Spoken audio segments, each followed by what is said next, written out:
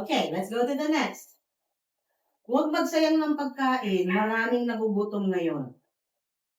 Don't waste food. Many are starving. Starving. Okay. Don't waste food. Many are starving. Ooh, it's okay. Right. Usual Filipino parents will say, don't waste food. Many people are hungry now. Is like yours, not starving. Right? Don't waste food. Many people are hungry now. Okay?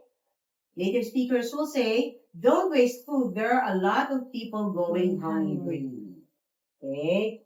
Don't waste food. There are a lot of people going hungry. Because the first one, the usual Filipino way, don't waste food. Many people are hungry now. Maraming tao ang gutom ngayon. Right? But that is not very natural for native speakers to say. So they will say, there are a lot of people going hungry. Alright?